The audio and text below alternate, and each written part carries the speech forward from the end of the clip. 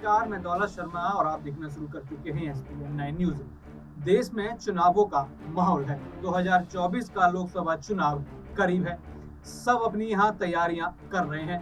PM Modi लगातार एक बड़ा फेस बीजेपी की तरफ से इस बार भी प्रधानमंत्री के उम्मीदवार के लिए हैं और बीजेपी के पास देखा जाए तो दूसरा विकल्प यहाँ नजर नहीं आता। और बात करें इंडिया गठबंधन की तो वहां पर अभी तक कुछ क्लियर नहीं हुआ है, लेकिन इंडिया गठबंधन लगातार यही हुंकार भर रहा है कि 2024 में बीजेपी का शासन खत्म होगा और इंडिया की जीत होगी, यानी इंडिया अलायंस की जीत होगी, जिसमें देशवासियों की जीत होगी।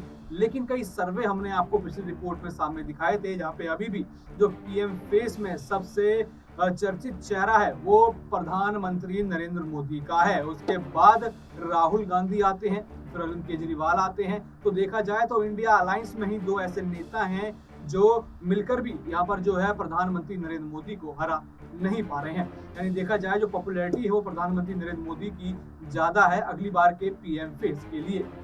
लेकिन लगातार जो इंडिया अलायंस है उनकी बैठकों में तो यही चर्चा हो रही है, बीजेपी को देश के शासन से हटाना है, बीजेपी के नेताओं को सबक सिखाना है। लेकिन अब बीजेपी के शीर्ष नेता जो हैं, जैसे केंद्रीय गृह मंत्री अमित शाह हो गए, राजनाथ सिंह हो गए, सीएम योगी हो गए, चाहे वो सीएम शिवराज हो गया, वो भी मैदान में उतर चुके हैं। क्योंकि 2024 का तो फोकस सब उसके ऊपर फोकस कर रहे हैं। लेकिन 2024 से पहले 3 राज्यों में चुनाव है और आपको समझना होगा कि वो 3 राज्य किस तरीके से 2024 को इफेक्ट कर सकते हैं। 2024 का जो चुनाव होगा फाइनल के तौर पे माना जा रहा है। उससे पहले 2023 में छत्तीसगढ़, मध्य प्रदेश और राजस्थान में चुनाव है और मध्य प्रदेश की बागडोर पूरी तरीके से शिवराज सिंह चौहान ने यहाँ पर संभाल ली है। और लगातार जन आशीर्वाद यात्रा हो, चाहे बड़ी बड़ी रैलियां हो, वहां शिवराज सिंह खुद पहुंच रहे हैं। और यहाँ राजस्थान में वसुंधरा राजे, भले ही अभी तक कोई मोहर न लगी हो यहाँ पर सीएम फेस के लिए, लेकिन वसुंधरा राजे लगातार अपनी पार्टी के लिए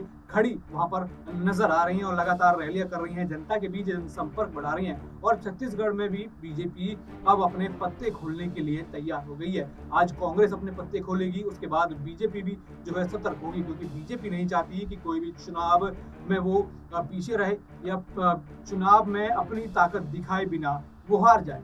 और पिछले चुनाव में हमने देखा कि बीजेपी भले ही हारी हो, लेकिन अपनी पूरी ताकत उन्होंने वहां पर दिखाई थी, क्योंकि अब बीजेपी के शीर्ष नेता मैदान में उतर चुके हैं और प्रधानमंत्री भी जल्दी राजस्थान का दौरा वो कर चुके हैं। लेकिन मध्य प्रदेश भी प्रधानमंत्री जल्द पहुंचेंगे। अमित शाह और छत्तीसगढ़ और मध्य प्रदेश दोनों का दौरा कर चुके हैं। तो देखा जाए अपने पांव मजबूत यहाँ बीजेपी और उनके नेता करते हुए नजर आ रहे हैं, क्योंकि इंडिया अलायंस भले ही वहां कोई भी चर्चा चल रही हो, लेकिन एक बड़ा सरदर्द जो है बीजेपी के लिए यहाँ बन सकता है और बीजेपी को कड़ी टक्कर देता हुआ अभी नजर आ रहा है। और भी ऐसी खबरें जानने के लिए देखते रहिए एसपीएन 9 न्यूज। धन्यवाद।